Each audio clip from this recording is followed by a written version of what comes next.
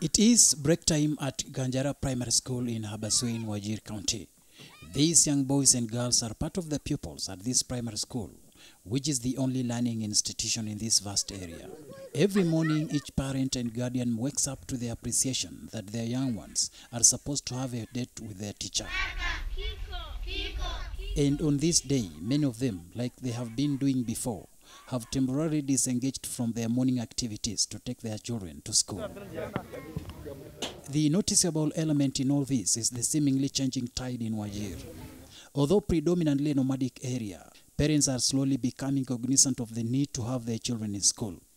Thanks to efforts by the government in collaboration with other partners, parents and guardians are not only embracing education for their children, but are also finding it easy to balance between livestock, nomadism and education. Wanawaleta shule na pia wakiendelea na masomo ya dini, ambayo pia imechangia tukue na hao watoto wa chekechea wengi kwa shule. Hiyo ndio imechangia, lakini hapo nyuma kidogo hawakuwa na hiyo. Unapata msichana darasa la 7 ukimwangalia hivi ako na miaka 18 na kuendelea. Kwa hivyo kumaliza shule ni ngumu. After a lot of sensitization with the Ministry of Education and community management team, that's the community leaders, the MCA, the ward admins, and the chiefs, and people are now appreciating the importance of education, and now they are realizing and there is need to take their children to schools, to madrasas, and to duxis.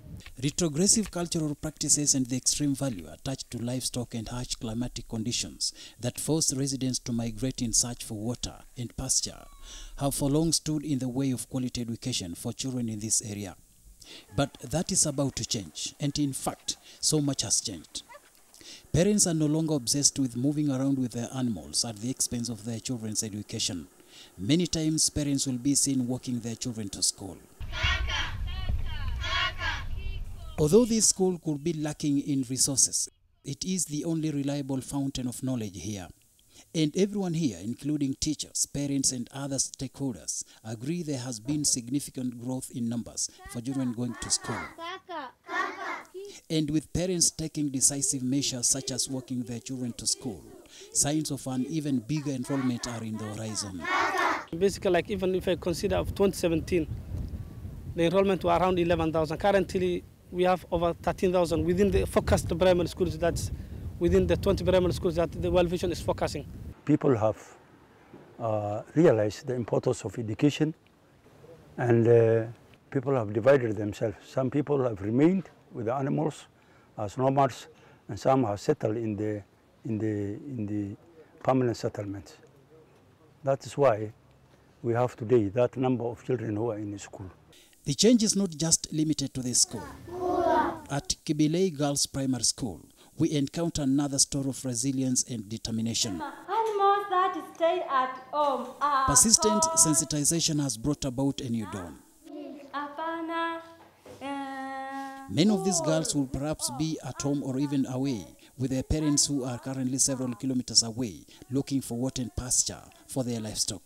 But a deliberate decision to leave their daughters under communal care, with specific families taking care of a given number of girls, has made it easier for these girls to continue with their education uninterrupted. Wakati nilifika hapa mama miaka 5 ambayo imeisha, ulikuwa unapata mtoto wa nursery ako na miaka kama 12. Sasa unajua wakati anafika darasa la 8 huyo ni karibu zaidi ya 15. Kwa hivyo inakuwa ni ngumu. Hawa unaona ni wandogo. Kwa hivyo hata wazazi wameanza kuona mwangaza na umuhimu wa masomo.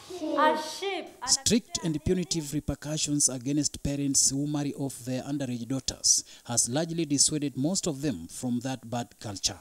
But even as the situation continues to look promising, many girls still suffer due to bad culture and sometimes in the hands of their foster parents and guardians. Teachers are occasionally confronted with cases of girls being mistreated after their parents left them, with relatives as they went to search for water and pasture. These sometimes make it easier for the affected girls to drop out of school and unfortunately get married at their tender age. Nevertheless, teachers attempt to address the situation by talking to guardians. Habaswein Sub-County Teacher Service Commission Director Ahmed Ogle says lifestyle in the area is changing fast and locals have realized the importance of education. And although there is increased enrollment in schools, he says transition from primary to secondary school is facing some challenges, but he remains hopeful.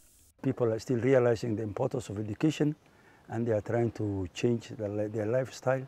Some more settlements are being made, and some more schools are being opened, and that's how we are trying to encourage people to ensure that at least children go to school. Prolonged droughts and nomadic lifestyle by northeastern residents have for long impacted negatively on education here. But efforts by the government and other stakeholders have begun to change the trend. And as parents begin to appreciate the value for education, enrollments in schools is on the rise. Shadrach Miti, KTN News, Habaswein, Wajir County.